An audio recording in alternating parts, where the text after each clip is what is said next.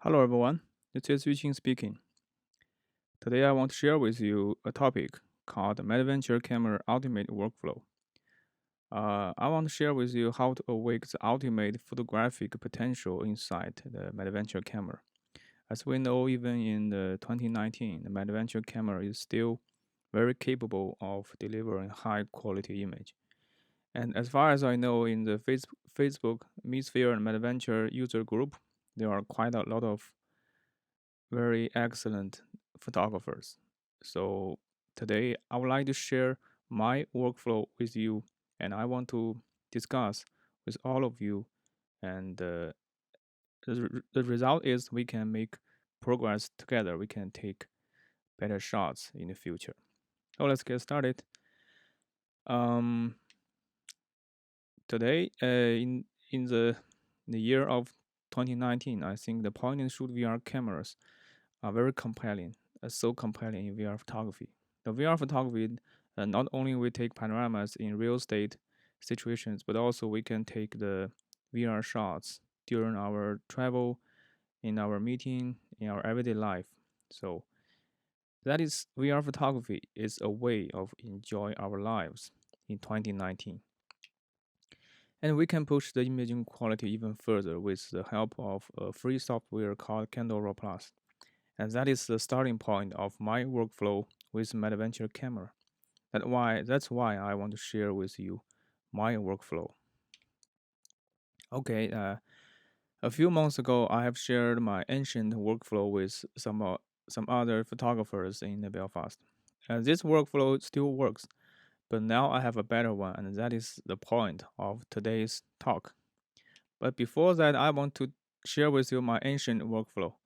And with the help of Yoshi Hirota, I have this workflow which could help me deliver up to 9.6K resolution image. The workflow is that we take multiple DNG shots in time-lapse DNG or shoot manually. After that, in PhotoStack in RAW+, and set a properly reference image. And after that, you get a high-quality DNG image with 16-bit depth. And you can fine-tune the DNG file in Adobe Camera Raw, some other software like Lightroom or the Affinity Photo, or any software you want. And after that, you can import this file into the mobile platform and stitch with the software called Meetsphere Converter and with the calibrated lens profile. And thanks to Yoshi Hirota, we have this great software. And now we can download this software on Android and iOS platform. And after that, I will jump back to the PC or Mac. If you want to better performance of your image, you can take more fine-tuning. And with Active Fixer, you can finally upload your image to the Facebook, share with your friends, or deliver to your clients. That is my ancient workflow. I've ever thought that is maybe the ultimate workflow of my Madventure camera, but in fact, it is not. I will find a better solution. But before that, let's make comparison of my ancient workflow. What are the pros and cons of this workflow? The pros are in this workflow we can get high imaging quality and with all of the RAW Plus capabilities like the ghosting, the reference image, automatic alignment, and the noise reduction. And because we have utilized the Meetsphere converter, so we can make a pre-calibrated customized stitching in the Meetsphere converter software on the Android or iOS. The stitching result is way much better than the Meetsphere stitcher. And we can even adopt this workflow into a totally mobile workflow.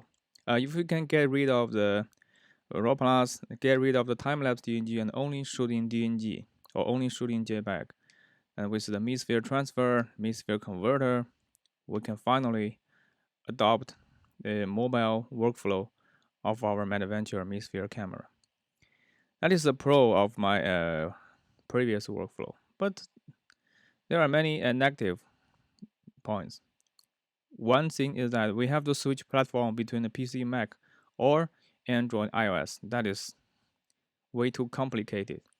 And before that, the Raw Plus, the Kandao Raw Plus, we use the version is 1.1.2.1. The rendering speed is quite slow, especially the Madventure camera could deliver 6.9K at long age. So the rendering speed is quite slow, for your information. And because there's a single shot, a single stack technology, so the dynamic range is limited. What if we have a higher dynamic situation? We can't capture that shot with only one shot or with only one set of image stack. And this workflow, to be honest speaking, that is a way too complicated for me. So that is the pros and cons of my ancient workflow. But today I want to tell you my new workflow. That is a refurnished workflow with some news in the post processing. And if we can keep pace with times and figure out the new truth, I want to tell you what is happening in the post processing. Some new technology, some new software could help to push the workflow better and further. These news are first, a few days ago, the Adobe Camera Raw has released their latest version, the 11.4. In that version, the 360 aware editing is supported, and in Adobe Camera Raw 11.3 and point 4, there is a new slider called texture.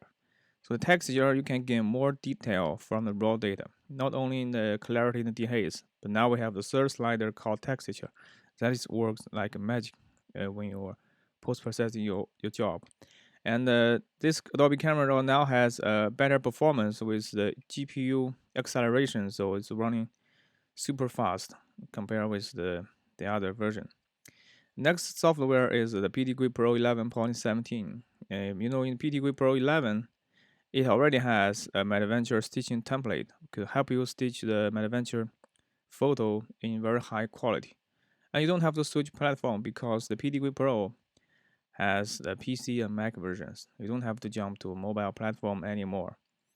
And in the latest version of 11.17, finally, there is automatic G-panel metadata insertion in the PSD or PSB files once you are export with spherical projection, such as the equirectangular projection, which means that the result you can directly upload to the social platform, and that image can be recognized as a 360 shot and could be viewed interactively with your mouse, with your fingertip.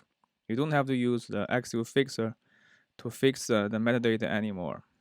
And in PTGui Pro 11.17, there's a batch stitching solution. So that is a way better batch stitching solution compared with the mobile platform.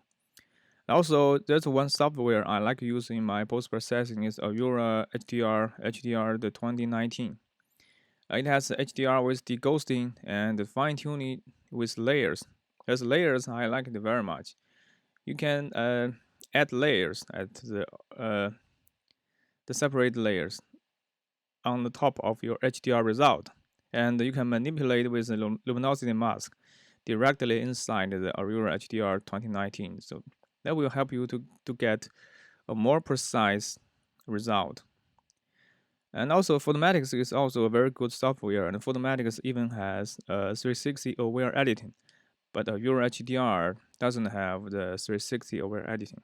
So I post-process before stitching in the Aurora HDR 2019, which I will show you in the live demo section. Okay, and oh yes, there is another news is that the Kandao Raw Plus has just updated to the Kandao Raw Plus has just updated to 1.2.0.5. It's in the latest new version. The rendering speed is insanely fast, with 7x speed up compared with the previous version. And there's a better artifact performance and a better overall imaging quality after the render. So with this software in the photography stacking, you can get a better result with less time. Okay, so that's some news. Sorry, that's 4 news for the latest technology in the post-processing area. Okay, so for the Adobe Camera Raw 11.4, after this, features has been released, we now have better quality. Now with the Kandao Raw Plus, we now have a superb boosting in our imaging quality with noise reduction and faster render speed. With the PTGui Pro 11.17, we can now in a single platform with the post-processing, the stitching within a single platform. And with Aurora HDR 2019, we can shot different exposure and fuse in the Aurora HDR and get a better dynamic range in post-process. Yes, so now let's talk about my refurnished workflow. Maybe it is the best possible imaging quality workflow at this moment, and that's the reason why I want to share with you my workflow. Here is the simple workflow of my Madventure camera. So first, you must take a succession of shots in DNG. Those are two ways of taking these shots. It's time-lapse DNG or the manually take shot. And the different DNG must be at the same exposure value. So that's why I recommend use the time-lapse mode, take the DNG shot.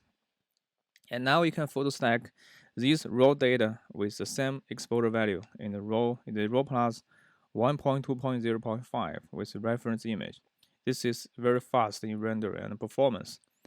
After that, you get a 16-bit high-quality DNG file. You fine-tuning that DNG file in Adobe Camera Raw 11.4 to get a better result before stitching, right?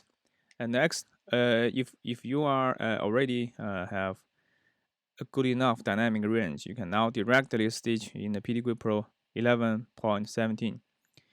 If the dynamic range is way bigger than your capture, so between the two steps, you can add a Aurora HDR for the multiple exposures to make HDR rendering before the stitch in PTGui Pro and stitch in PTGui Pro 11.17. And after that, you can directly upload to your clients, or you can in Photoshop make more fine-tuning on the stitching line, the stitching artifacts, and make nadir patch, the correct the contrast, the colors, and the chromatic aberrations, and as many as you want.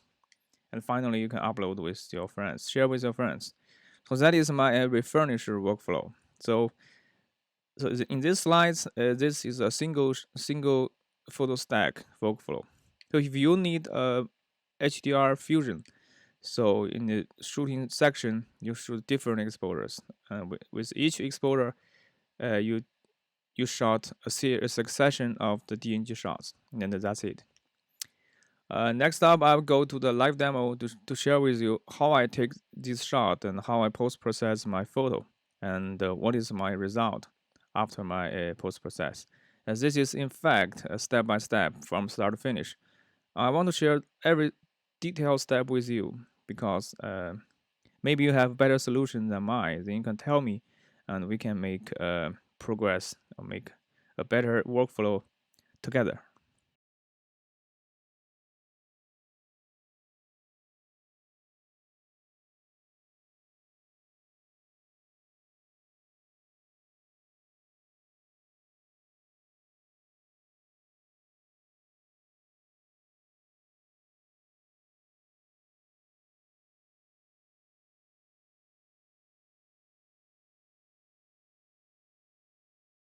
Okay, now let's go to the post-processing workflow demonstration. Here are my raw data. I take 8 shots. It's only for the highlight. You can see it's underexposed a lot, but the highlight exposure is very good. And I take 16 shots for the mid-tone and dark areas, but you can see the highlight is got overexposed. So we are going to photo stack the highlight shot first in the Raw Plus, and we are going to photo stack these mid-tone shots in the Raw Plus. So we are going to get 2 separated high-quality DNG shots, one for the highlight, one for the mid-tone and the dark side. And one thing to remember that the first image on the top of the photo stack will be set as a reference image. So the output file will look exactly like the one on the top, but with little noise, because the noise will be removed by this photo stacking and smart alignment. How to choose the reference image? In this shot, I choose this one because I think this is more clear and the line is better. So I choose this one as a reference image. And for this shot, the 16 shot, I personally prefer this one and this one, because I think the girl is very beautiful, and the atmosphere is very warm. It's not so crowded. There are people around, but there's not too many people, and there's some interesting happening between the girl and this guy, and she is taking shots, right? And the other one you can see, and she's moving, is not so interesting, and this one is way too crowded, and the other one just has no point of interest on the ground. So personally speaking, I prefer this one to be as the reference image. Okay, so let's drag and drop this image to the top and hit on render. Oh yeah, we must select a output folder. In this case, I will choose this folder as my output folder and click on render. After a few seconds, one thing you have noticed that I use the latest version of the Kandao Raw Plus, the 1.2.0.5, which has just been released a few days ago. Its rendering speed is way much faster, and I have made a rendering benchmark test in another video, which I will include this video in the description. And in this folder, you can see the final shot. And in this shot, the noise has been removed. Okay. Now let's copy this DNG file to make comparison, so that you can clearly see the difference between the two frames. This one. You can see if we applied automatically correction and synchronize the two images and zoom in to 300%, and in every detail of this image. So this before, you can see it's noisy, and after, the noise are gone, right? It's before and after. And let's choose another area, especially the sky, right? This is before, this is after. There's a huge difference. And you can see the people moving, they are still there, but the noise has been removed. Yes, you can see this before and after, right? Before and after. The people are still there, but because we have set different reference image, so the result might be a little bit different. Okay, so let's delete this one. Let's post-processing the two images, and I always use the automatically tuning parameter settings, because I think it will give me a very good starting point. I use the latest version of Camera Raw 11.4, which is also released just a few days ago, and I highly recommend this version of Adobe Camera Raw because it's just way much better than the old version. And now I can use turn on a little bit of contrast, and this new slider called texture is very magical. You can increase the details in the area while not affecting the other areas. So this is a very tricky slider, and add a little bit more clarity. And now this one is reduce the exposure a little, so that you can see there is still the highlight has been overexposed. Use the same setting to this shot, and we can recover the highlight by the HDR blending later on. Turn on exposure a little, and in this area we click on remove chromatic aberration, and never use sharpening and luminous denoise, because we are going to sharpen and denoise the image finally at the final stage in Photoshop. It's before this one, and now I'm going to I'm going to hit on the remove chromatic aberration, and yeah, I don't want to use the sharpening and the luminous denoise. To be careful with the Madventure camera is that there is very seriously chromatic aberration, especially on the blue and the purple fringes. I think it must have some relationship on the coating of the lens, but never mind. As you can see, you can remove a little bit chromatic aberration in Adobe Camera Raw, but you cannot remove all of them. If you are trying to remove all of them, that will affect the other areas of your image. So we are going to remove all the chromatic aberration at the last stage in Photoshop.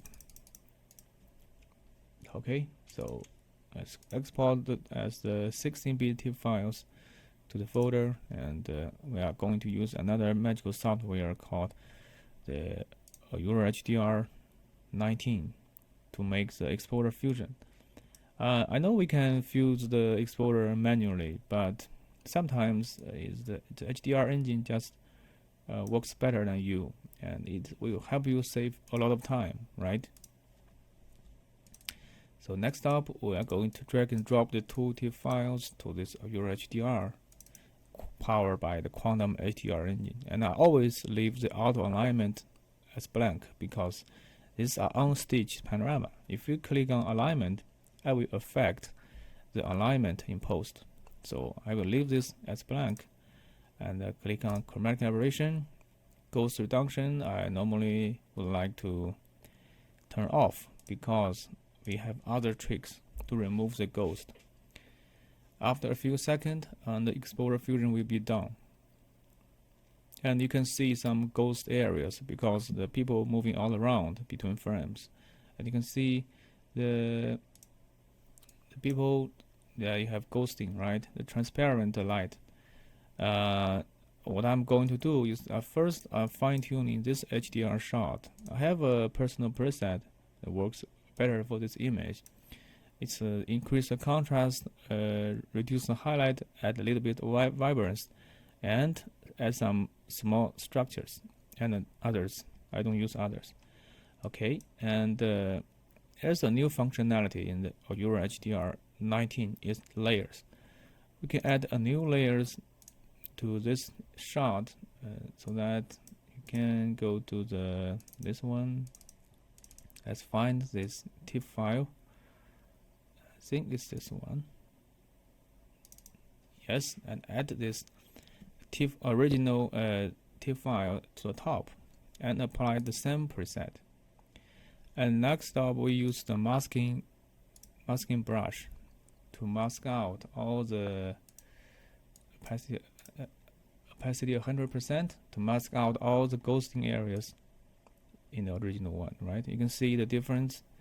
Now the ghosting we are removing the ghosting areas step by step, right? You can see the magic is happening, and removing ghost area like this is much more precise than the automatically ghost removal. And at the same time, we have a very good balance between the highlight and the shadows. Yes, let's remove some ghosting.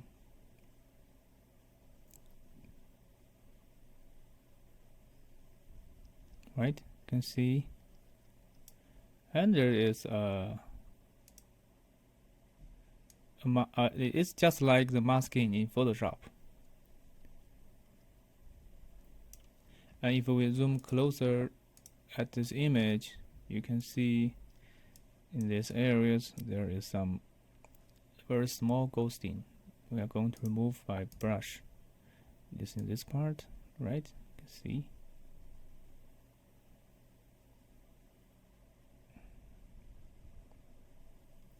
Okay, so now I think for the ghosting we have almost removed all the ghost. Let's take a closer look at every detail of the image. I think it works pretty fine. And okay, so I think now we have just finished the ghost removal, but at the same time we have see before and after, right? Before, after. We have recovered all the highlights with a little bit tricky in the post-processing. Oh, you can see here is this guy has some ghosting downside. Okay, and in these areas also. Okay, so we are almost done it, and there is once there will be some little bit difference, we can individually tuning on this layer to make it more make it better looking. Okay, so now let's save this project so that once there is something wrong, we can always jump back and make some more adjustment. Okay, so sorry, just before.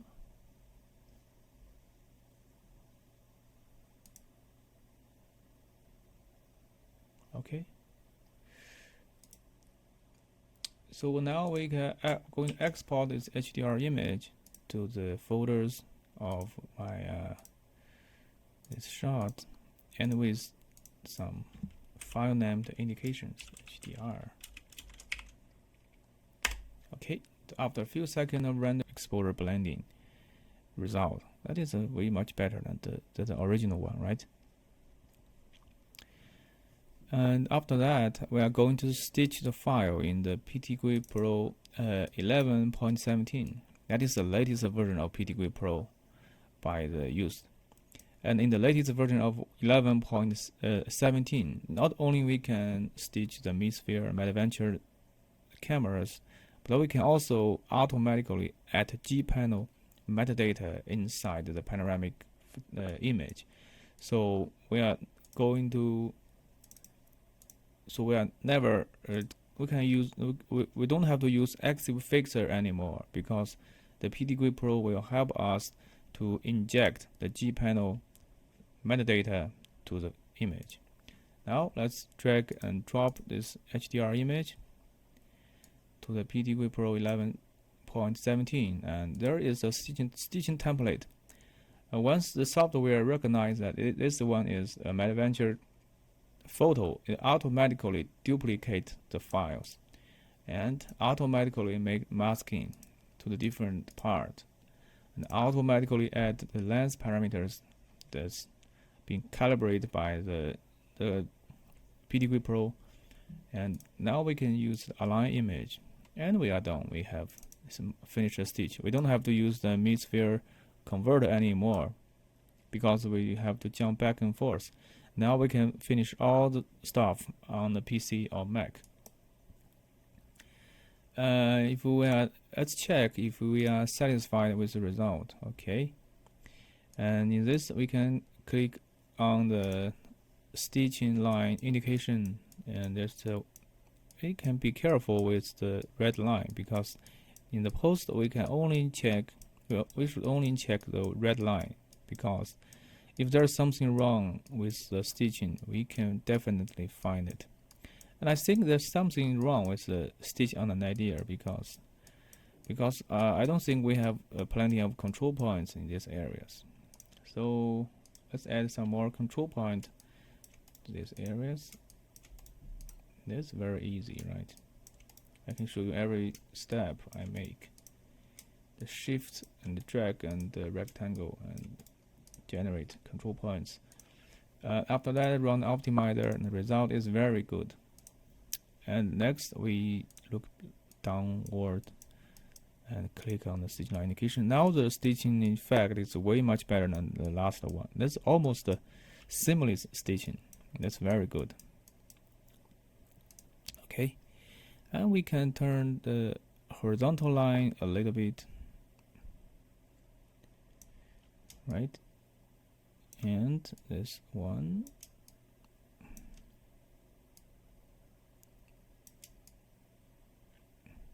Yes, I will always want to face towards the interesting part of this image, so which locates in the middle of the panorama. So when you next time you open the camera panorama, you can see at first sight the very interesting photo.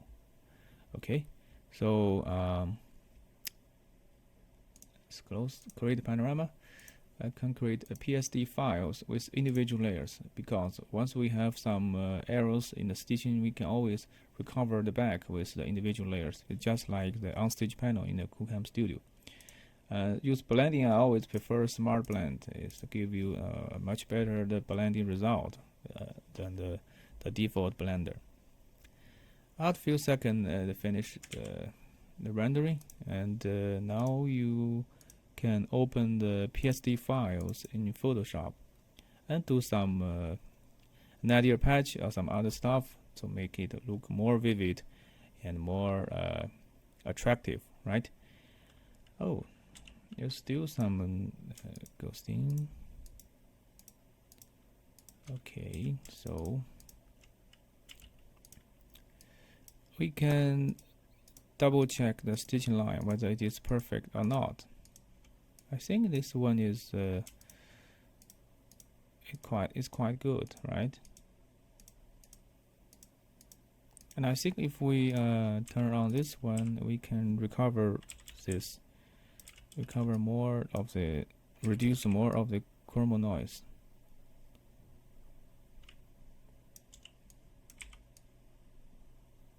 Okay. Okay. There's almost no stitching errors. Right? No stitching errors. The stitching result is pretty good. And we can flatten the image directly. For this guy, we have because we forgot to remove the ghosting, so we can remove it later on. It's not that difficult. Okay. For the other part of the image, the ghost reduction is very good. And now we're going to make the nadir patch. So we add duplicate the layers and filter 3D spherical panorama, new panorama from select layers. And we can edit this one interactively, and we can see there are some singularity in the top, right? We can use a class. We choose a selection, add a new layers, and select these areas. Use patch tool to remove this area.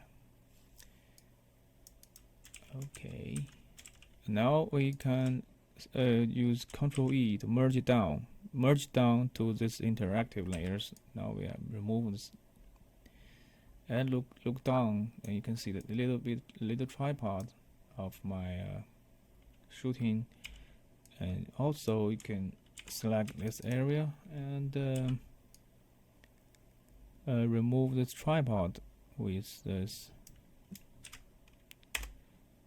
content aware feeling. Right now the nadir patch has been done perfectly and without any stitching errors, right? Okay, now we double click on the spherical map. We are going to open the new layers and duplicate back to this PSD files and delete these layers and merge down. Save. Okay. Next up, before posting to the Facebook or share with your friends, you can also make some more fine-tuning adjustment on these areas. In this case, I'm trying to correct the contrast and remove the chromatic aberrations. So that is what I'm going to do next. I would prefer use the level curves and the hue saturations. Right, and the level section, I will click on the black point because there will be some black point in these areas. I think the sky at the infinity will look like this should be black, right? And this light should be the bright. Okay, and we can choose some balance between these frames and reduce the opacity to blend it into the original shot to make it better. For the curves, you can use to suppress the shadow and the dark side to make it more. I think it's okay. We don't have to choose the curve anymore. The level for the hue saturations, I think we can add the yellow one to add more saturations, because it will make this image more vivid.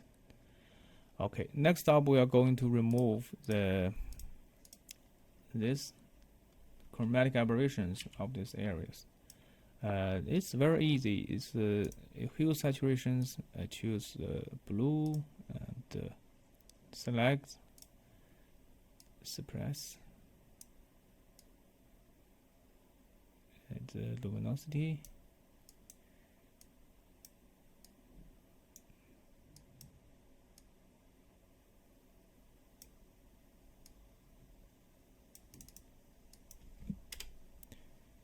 And add down the saturations. Okay. And use the layer mask to remove, because we are going to have some feather, right? So this remove will be more natural than this one.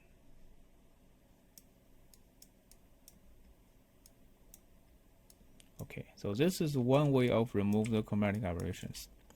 There's another. I want to show you another way of remove the chromatic aberration. That is the advanced technique of the luminosity mask. I use the TK action panel. In this case, I use the TK7 rapid mask panel. Composite image first. Sorry, I'm going to merge to a new layers and composite this frame at first to make a basic calculations, and to select the blue channel, right? And you can see you have select the blue channel. I can modify these channels, and you can make it at the leather, make it more. This is an advanced luminosity mask technique. I highly recommend you learn it by yourself. But I will show you how I made it, and output as this selections, right? So we have this selections, that is we can see the selection, but we can save this selection as CA, right? Next up, we are going to click on this panel. We have chromatic aberrations, correct CA, and automatically correct the chromatic aberrations. I use a radius of 10, I think it's 12, it's okay. And I will use this blue selection as the layer mask, right? So this before and after, right? All the detail has been obtained, has been recovered, but we have almost removed all the chromatic aberration in a very natural way, and even in the details that we are not seen before. Okay, if you are still not satisfied with this chromatic aberration, you can duplicate this layer to add a stronger chromatic aberration removal to this part. I think this one is pretty fine. And last but not least, I would make a global contrast to make it more natural. And I don't want this guy to be pure black, so I recover some of his detail. Okay.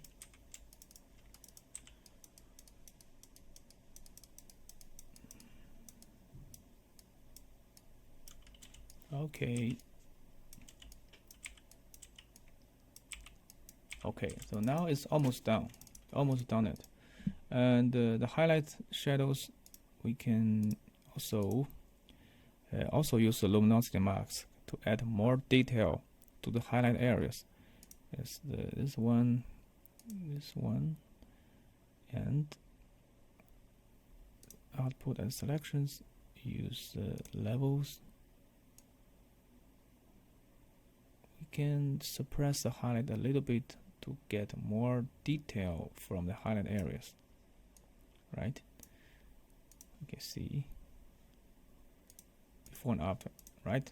So now we have taken the advantage of all the possibilities from the HDR image before and after, right?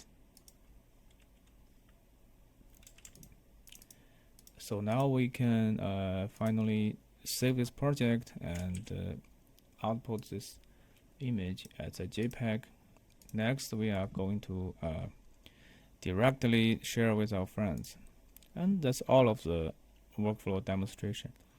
I hope you like it, and I hope it will help your post-processing workflow on the panorama. And last stage, let's take a preview of this shot. And now we are going to make a summary of this workflow. Okay, so I use the GoPro VR players to preview, and now you can see, wow, this is stunning, right? There is no seam line. It's very stunning, and you can see the Madventure camera is still very capable of capturing photos in this 2019, right? And with the workflow, with the help of Kandao Raw Plus and some luminosity mask, Photoshop, Adobe Camera Raw, with all the and the Aurora HDR, we can get a stunning result from this tiny little camera. Okay, so we are going to make a summary of this workflow. Okay, we have just finished our live demo section. Finally, we must make some summary. We like to seek truth from the facts. The summary is that for the workflow, you can see up to now it is a lot easier, but still a little bit complicated compared with the other guys' the workflow. But the result is pretty stunning. And in this workflow for the PTGui Pro, for the Adobe, for the Aurora HDR, they are paid software. And Kandao Raw Plus is a free software. So quite a few softwares are paid softwares. And you need a lot of practice to get around with this workflow. But once you can get around with it, you can achieve stunning imaging quality in this workflow.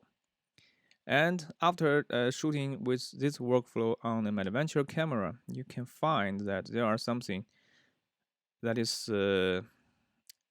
some experience I want to share with you with the Madventure camera. If you want to apply my workflow, is that in this camera, the DNG shooting, it costs lots of power due to the hardware design. So if you are taking only shot in JPEG, it's very fast and it's very cost effective.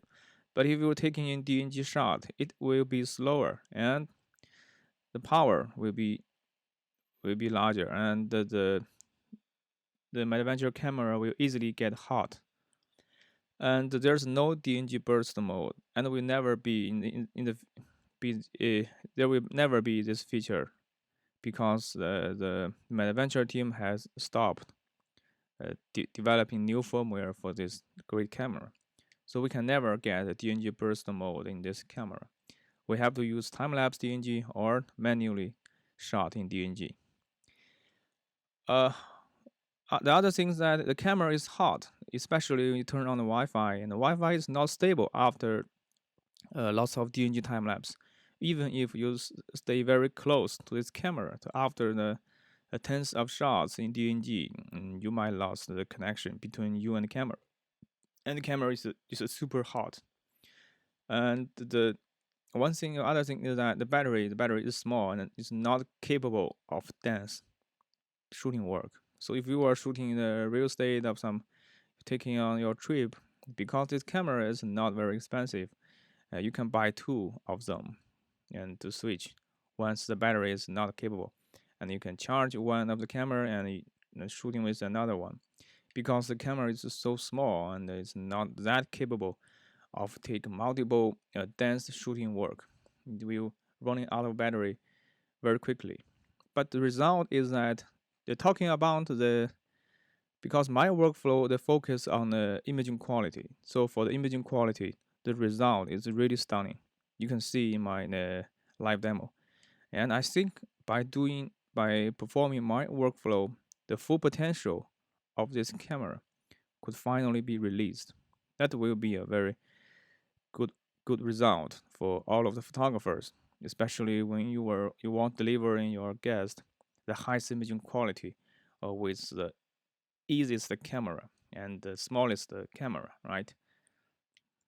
And and after summary, I want to give you some further reading because I have read lots of the very good posts in the Mesosphere Camera Facebook group. There is a famous guy called Wayne Carpart. The Wayne Carpart is the starter of the Pro Virtual Tour Club, dedicated to delivering high quality virtual tour panoramas from the Mesosphere camera. And he has developed a very good workflow based on JPEG only. So I call this the Wayne Carpart workflow. Now here I give you the links to the Facebook. You can check on your own. To make a summary, Wayne Carpart workflow the based on the JPEG only, and it's very effective for the real estate shooting because this great guy, he is very famous for the uh, real estate, the indoor, outdoor, the real estate shooting. His photos, his panoramas are great. It's just so great, and his workflow is more efficient compared with mine. And this is a purely JPEG based workflow.